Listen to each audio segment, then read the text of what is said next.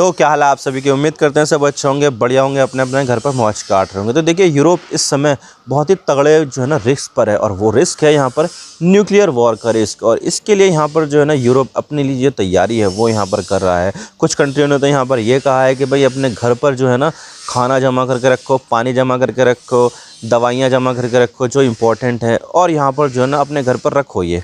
तो भाई कुछ कंट्री ने तो यहाँ पर ये कह दिया। लेकिन यहाँ पर जर्मनी है, जिसको हम यूरोप का पावर हाउस भी कहते हैं, उन्होंने अपना जो स्टेप है वो एक और फर्दर ले लिया। और वो है यहाँ पर जो पब्लिक शेल्टर्स है, बॉम्ब शेल्टर्स, वो यहाँ पर जो है ना बनाने के बारे में सोच रहा है। और यहाँ पर जो पब्लिक बिल्डिंग्स होती हैं जैसे कि metro stations, underground car parking, और इसके अलावा जो बेसमेंट होते हैं उनके बारे में भी यहाँ पर सोचा जा रहा है कि क्यों ना हम यहाँ पर ये जो पब्लिक शेल्टर्स हैं इनका इस्तेमाल यहाँ पर बॉम्ब शेल्टर्स की तरह करे जाएँ। क्योंकि देखा जाए तो जो अंडरग्राउंड जो कार पार्किंग होती है वो यहाँ पर ज़मीन से कई मीटर नीचे होती है।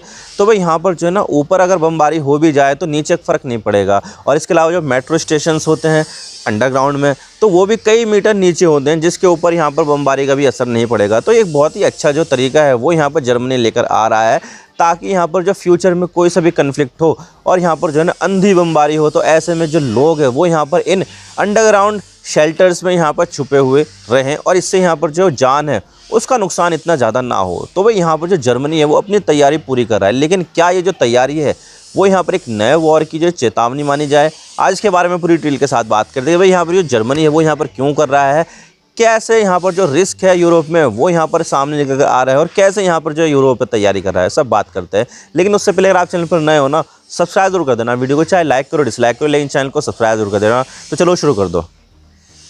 अब देखिए यहाँ पर जो है ना यूरोप जो है 2014 से पहले उसको लगता था कि भाई यहाँ पर जो है ना अब पूरी तरह से शांति है, कुछ भी यहाँ पर ऐसा कुछ होने नहीं वाला, ना ही कोई लार्ज स्केल पर कन्फ्लिक्ट होने वाली। लेकिन 2014 में बदल जाता है जब यहाँ पर रशिया जो है यूक्रेन की जो टेरिटरी है क्रीमिया उसको यहाँ पर जो है ना कब्जे में ले लेता है। तो उसके बाद यहाँ पर कुछ सैंक्शंस लग जाते हैं रशिया के ऊपर, लेकिन यहाँ पर इतने कोई खास सैंक्शंस लगते नहीं है।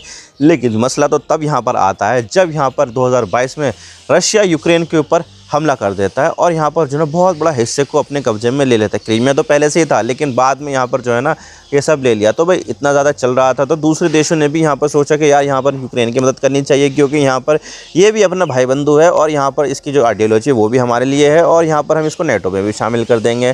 तो भाई ये सब चीज़ थी। तो यहाँ पर यूक्रेन की मदद करने के लिए यूरोप के देश आगे आ गए, बहुत ज़्यादा आ गए। इटली मदद करी है, फ्रांस ने, जर्मनी ने, इसके अलावा यूके ने, कई सारे देशों ने यहाँ पर जो है ना यूक्रेन की मदद की।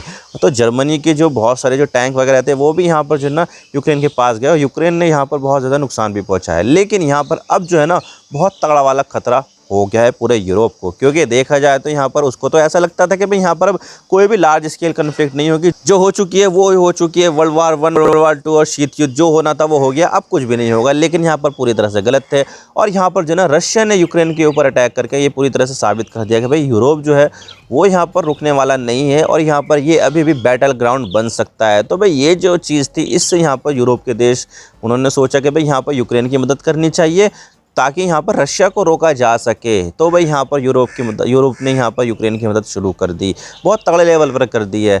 लेकिन अब यहाँ पर जो है ना रशिया ने कुछ ऐसा किया है जिसकी वजह से यहाँ पर जो है ना पूरे यूरोप को यहाँ पर काफ़ी ज़्यादा खतरा हो गया। और वो ये है कि भाई यहाँ पर रशिया ने अपना जो न्यूक्लियर थ्रेशोल्ड है उसको यहाँ पर जो है ना बदल कर रख दिया है, और उसने यहाँ पर जो है ना उसको लोअर कर दिया है। यानी कि यहाँ पर पहले अगर एक्सट्रीम लेवल पर खतरा होता था तो तब यहाँ पर जो है ना रशिया को इजाज़त थी कि भाई वो न्यूक्लियर वेपन्स का इस्तेमाल कर दे। लेकिन वो जो एक्सट्रीम लेवल का खतरा था उसको यहाँ पर डाउन कर दिया। पहले यहाँ पर ये था कि भाई अगर कोई न्यूक्लियर वेपन वाला देश उसके ऊपर अटैक करता है, चाहे वो किसी भी हथियार से करे, तो रशिया यहाँ पर जो है ना उसके ऊपर न्यूक्लियर वेपन्स का इस्तेमाल कर सकता था।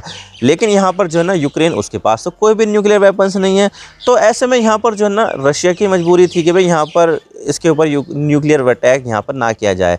लेकिन अब यहाँ पर जो है ना रशिया ने अपने जो पूरा थ्रेशोल्ड है उसको यहाँ पर चेंज कर दिया है, और वो यहाँ पर ये कहा है कि अब जो है कि कोई भी देश अगर यहाँ पर रशिया को अटैक करता है और उसकी मदद यहाँ पर कोई न्यूक्लियर स्टेट कर रहा है, तो ऐसे में यहाँ पर जो है ना रशिया न्यूक्लियर वेपन्स का इस्तेमाल कर सकता है। तो देख सकते हैं आपके यूक्रेन जो है उसकी मदद यहाँ पर कौन कर रहा है, ब्रिटेन कर रहा है, फ्रांस कर रहा है, और अमेरिका कर रहा है। ये सब देश कौन है, इनके पास यहाँ पर न्यूक्लियर वेपन्स है। तो ऐसे में यहाँ पर जो है ना रशिया कभी भी यहाँ पर यूक्रेन के ऊपर न्यूक्लियर वेपन्स का अटैक कर सकता है और इसका जो असर है वो पूरे पूरे यूरोप में दिखाई देगा।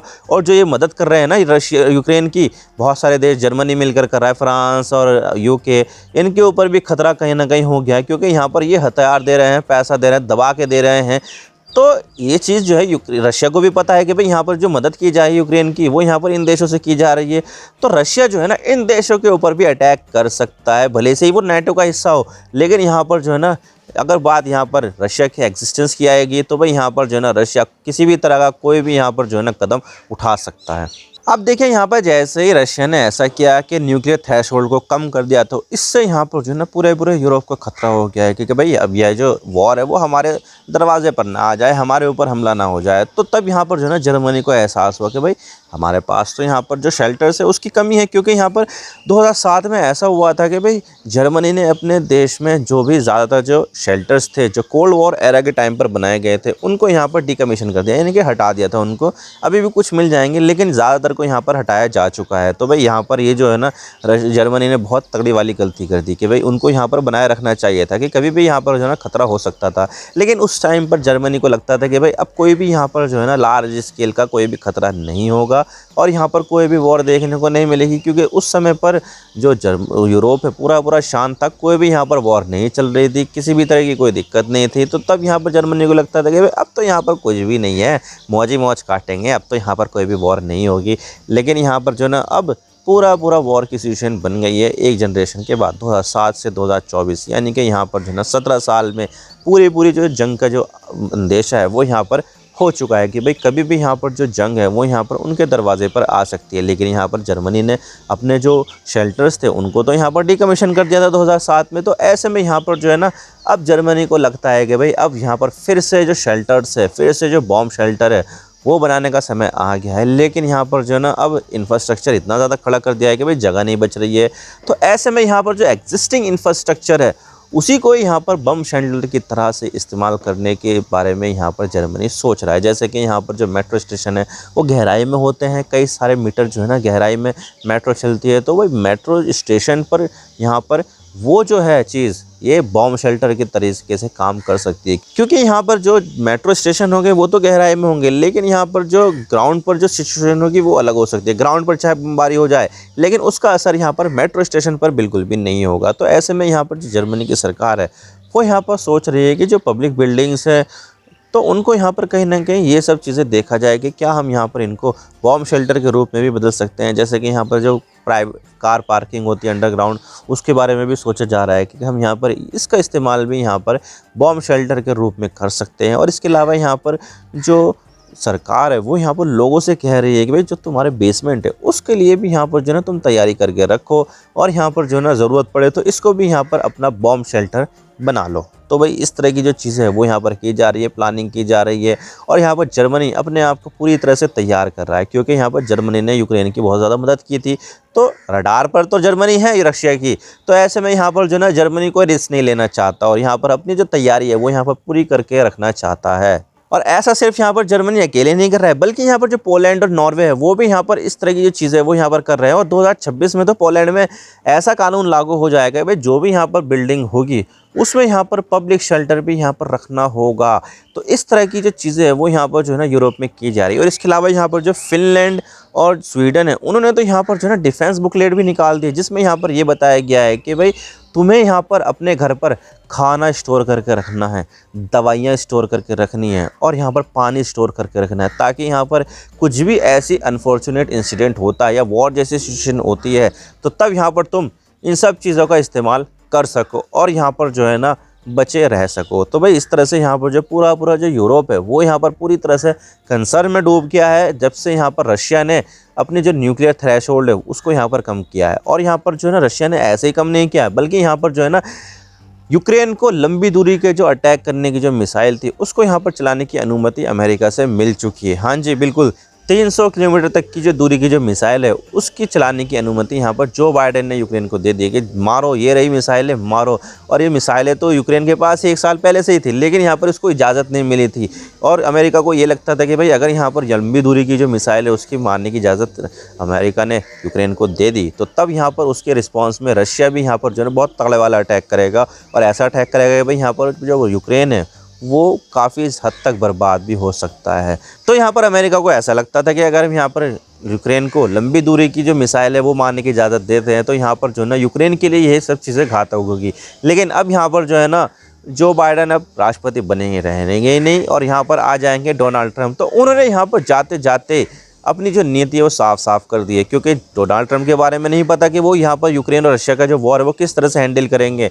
लेकिन यहाँ पर जो बाइडेन ने जाते जाते यूक्रेन को ये तोहफ़ा दे दिया है। तो भाई यहाँ पर जो है ना इसके रिस्पांस में अब यहाँ पर रशिया ने भी अपना जो न्यूक्लियर थ्रेशोल्ड है वो यहाँ पर कम कर दिया है कि भाई यहाँ पर अब जो बात आ गई है वो यहाँ पर जो है ना रशिया की बात आ गई है, रशिया के एग्जिस्टेंस की बात आ गई है। तो ऐसे में हम यहाँ पर जो है ना बिल्कुल नहीं छोड़ने वाले, और हमारे पास जो भी हथियार है उसका हम यहाँ पर प्रॉपर तरीके से इस्तेमाल करेंगे। अब कब इस्तेमाल होगा वो तो आने वाला वक्त ही बताएगा। लेकिन इस चीज़ से यहाँ पर पूरे जो यूरोप है उसमें यहाँ पर तहलका मच गया है, और यहाँ पर सभी देश यहाँ पर सोच रहे हैं कि भाई अब हमें यहाँ पर जो है ना तैयारी अपनी कर लेनी चाहिए। अगर यहाँ पर कभी भी कुछ ऐसा होता है तो हमारी तैयारी भी तो पूरी हो, हमारे जो लोग हैं वो यहाँ पर बचे रह सके। तो भाई ऐसे में यहाँ पर जो है ना यूरोप के जो देश है वो यहाँ पर अपनी तैयारी पूरी कर रहे हैं कि भाई यहाँ पर जो शेल्टर्स है उसको यहाँ पर बना दे और जो दूसरे तरीके हैं वो यहाँ पर अपना ले। तो भाई ऐसा चल रहा है। आई होप आपको सारी बातें समझ आ गई। ये वीडियो थोड़ा सा ही पसंद आए लाइक ज़रूर कर देना, और चैनल पर नए हो तो चैनल को सब्सक्राइब जरूर कर देना। आपके एक सब्सक्रिप्शन से हम आगे कंटेंट बनाने की मोटिवेशन मिलती है। Thank you for watching. I really appreciate your precious time. God bless you all. Now signing off.